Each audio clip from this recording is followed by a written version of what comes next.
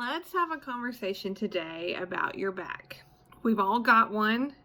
We've all heard it at one time or another. So let's talk about what actually happens during that. And let's talk about how you, as an informed patient, informed client, can navigate the health system.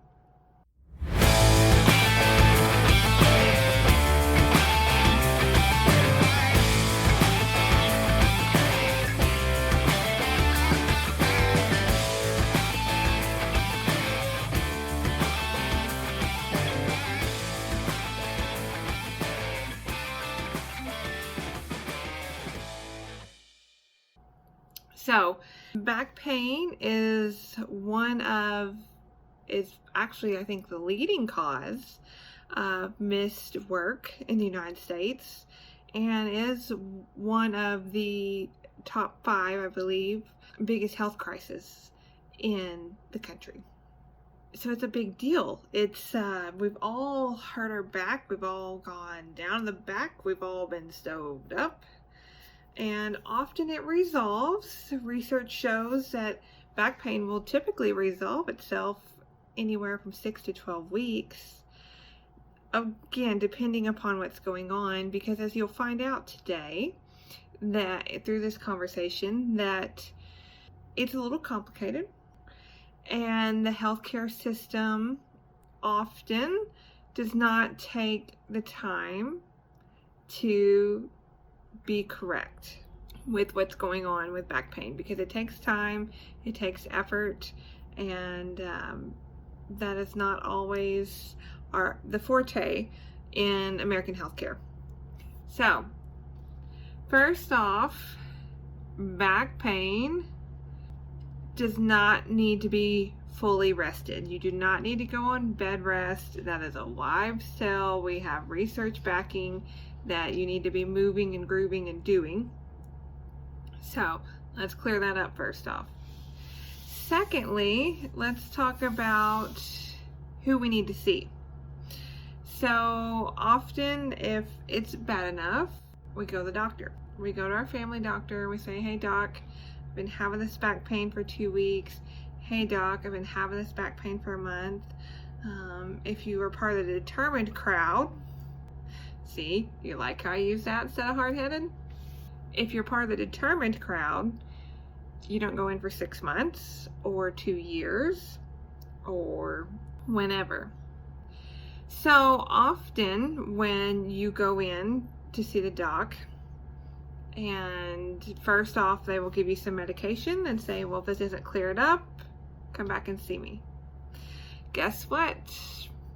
You go in with another copay and you go back to see them. Okay, let's go get some pictures. Let's get an x-ray. Or let's get an x-ray and let's set you up for some of those really fancy pictures called an MRI. Now, we're going to talk a little bit about imaging today. And first off, I want to say this. You are not your images. Your horse is not their images.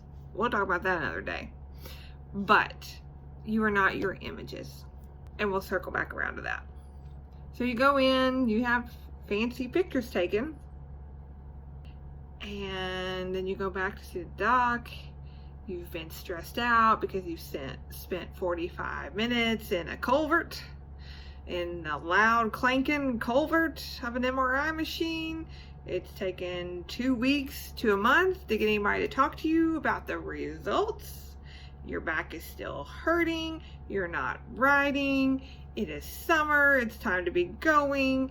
It is hay hauling season. We're trying to be putting up hay. And you don't have any answers.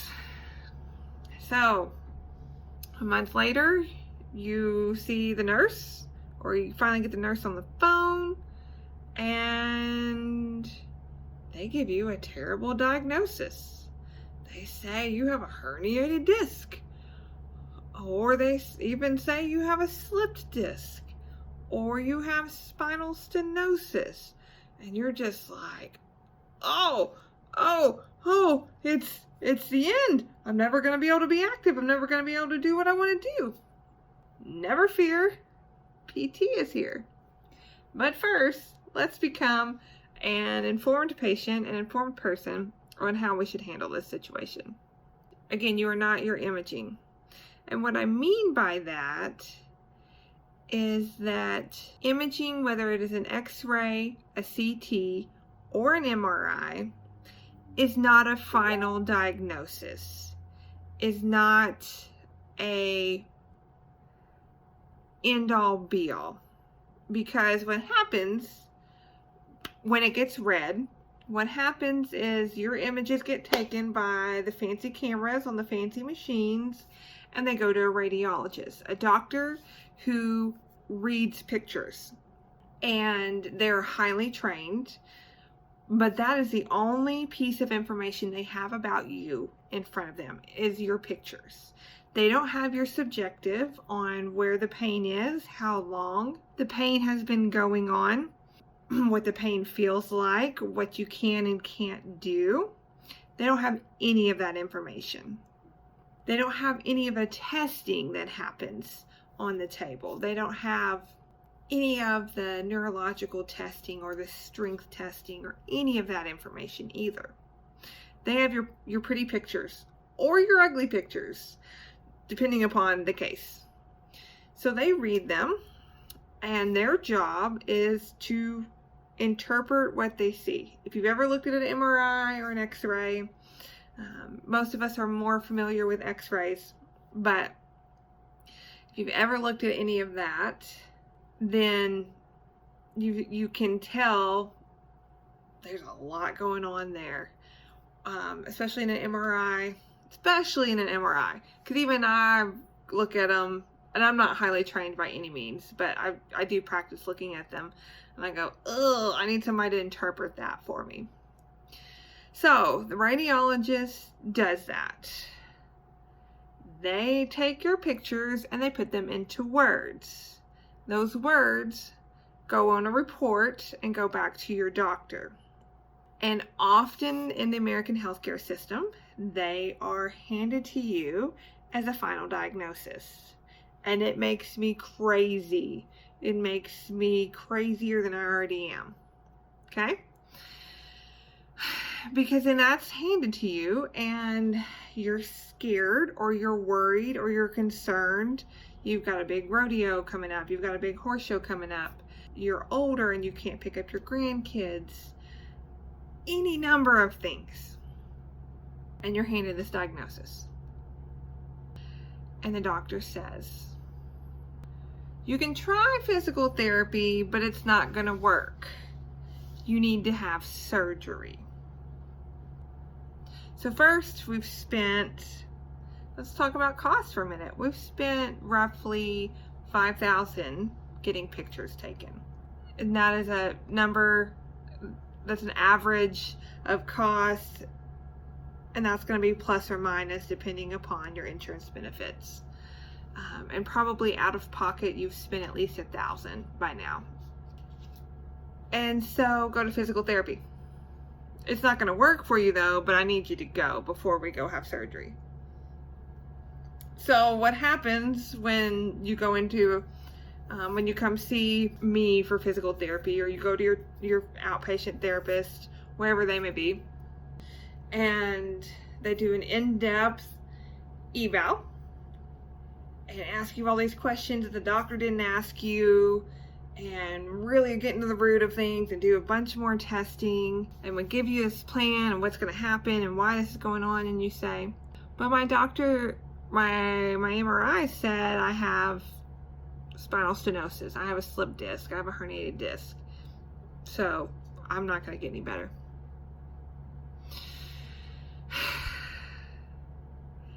That right there causes more disability for people than almost anything else.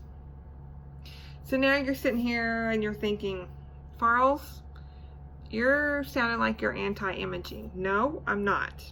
What I'm saying is we do too much premature imaging because in our healthcare system, getting to the root cause of the problem takes time and it takes hard work.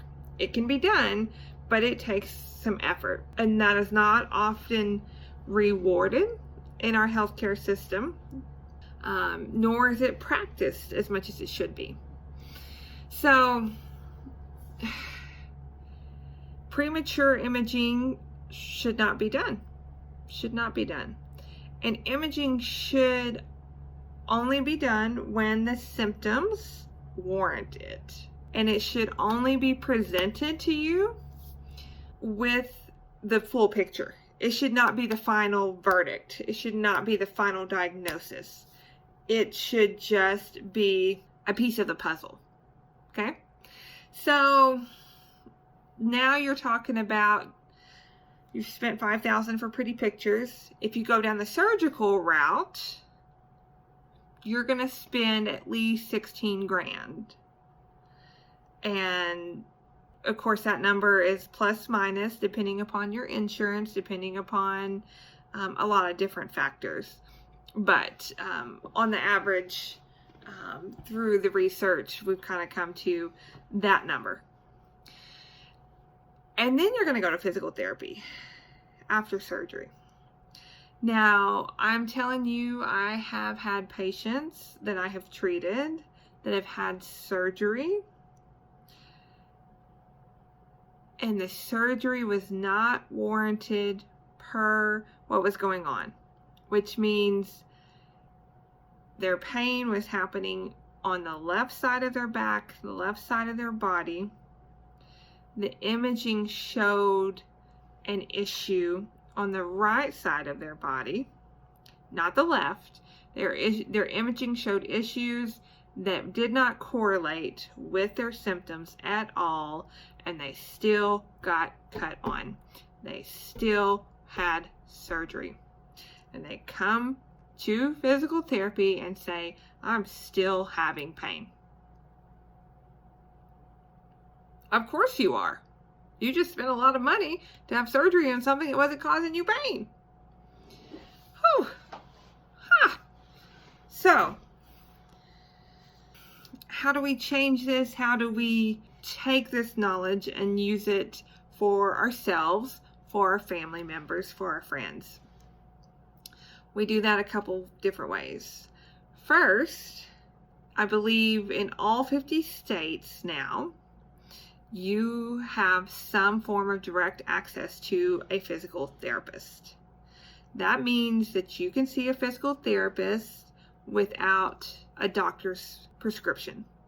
You don't have to go to the doctor first. You can go to the physical therapist first. Well, Farley, that's not how it's always been done. I'm not going to do this how it's always been done. Okay. You can go to a doctor and you can say, hey, I want to go to physical therapy. Farley, that's great, but I need to see the doctor. Well, here's a little fact about PTs.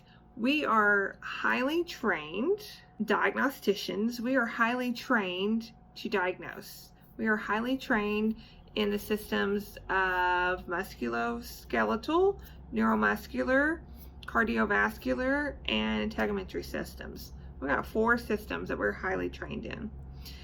And we're highly trained to know when we need help.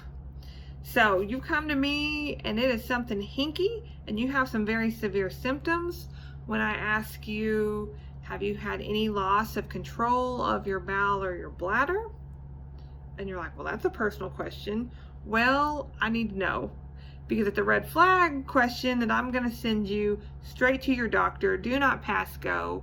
Go see them. That is a severe situation that does cause the need for imaging, causes a need for physician intervention, and it needs to be addressed immediately. We may work through some things and it's not going right. It's still complicated. It's not working itself out. And I'm going to say, get to the doctor. Doc, this is what's going on. This is what we've done. This is what I think. This is what's resolved. This is what hasn't. And I need some help. So don't feel like you're getting shortchanged because you went to a PT first. We are highly trained, and we are highly trained to hold up our hand and say, I need some help. I need some help helping my patient get to where they want to be. So the other thing that you can do as an informed patient, and I'm going to link an article if you want more information about imaging that has some links to some research in it. I will put that in the show notes for you guys. Is be a much more informed patient and know your rights. Know that you can ask for a conversation with the doctor and say, hey doc, why do you think I need an MRI right now? Hey doc, why do I need this x-ray right now? And you can ask those questions and get some answers. Hey doc, do you think we can try this without doing the imaging right now? And then we can come back to it later. That is all well within your right. And if you're not getting those questions answered, find a new doc, find a new healthcare professional, because you have patient rights to question and to get answers about those questions. Now, if they come back and say, hey Joe, we need to do this imaging because of this, that, and this, if that makes sense, great, go ahead. Again, I'm not anti-imaging one bit, but premature imaging leads to fear in the patient because patients are not highly trained in medical lingo. That's just not, that's why you came to the medical experts. It often will lead to, well, that's it. There's nothing that can help me. I always will have this. And that's what we'll learn later on, and we'll talk about a little bit in this episode, is that there are a lot of factors to low back pain. And a lot of them are not mechanical. A lot of them do not show up on imaging and can be just as powerful and show just as many symptoms as the mechanical issues. So be informed, get physical therapy, and know that you are not your imaging. You are not your pictures. You are the whole picture of your symptoms, how you're feeling, the imaging, the testing, all of those different things. It's the same thing. It's very similar, I feel like, to pre-purchase exams on horses. That's often a controversial and highly debated issue on how much we should do at a pre-purchase exam. Often vets are asked to have crystal balls and tell the future, be a genie and tell the future, and it doesn't work that way. And so sometimes too much information is not good. Your horses are not your images. Your horses are also, just like you, a combination of everything that's going on. Their lameness exam, the symptoms you've seen, the degree of symptoms that they're showing you, what's going on, along with the imaging. So it's just like getting all of the imaging back, and you buy the horse and there was a degeneration on the right fetlock. Well, you got the horse home and it was time for that horse to be shod, and of course your shoer is different from the horse's old shoer, and the horse is tender-footed after being shod, and well, it must be that right fetlock. It had to have just broke. It had to have just, and not broke, but it had to have just, that's the tipping point. Oh my gosh, what did I do? Probably just tender-footed, normal horseshoe and tender-footedness. So, grain of salt, see the whole picture. Don't hang on your horse's images. Don't hang on your images as the final answer. Now, I'm not anti-pre-purchase exams. I'm not anti-imaging by all means. I'm just saying, see everything. See the whole picture and take all the information that you can gather and make the best informed decision with the information you have at the time. That's all any of us can do. That's what your team of your doctor, vet, farrier, physical therapist does. And that's what we can do with you together to reach your goals. So thanks for tuning in today. And as always, I will see you down the road. Thank you for listening to the Writer's Edge podcast today. We appreciate your time and attention. Thank you for always helping us move the conversation forward. If you liked today's podcast, please help us keep the conversations going by subscribing to this podcast and consider leaving us a review so others can find us and join in on the conversations. You can also find more information by checking us out on our social media channels, including Facebook at Writer's Edge Therapy and Wellness, Instagram at Writer's Edge Therapy, and our website, www.writersedgetherapy.com. It is there that you can book a consult for either you or your horse. Thank you, and as always, we will see you down the road.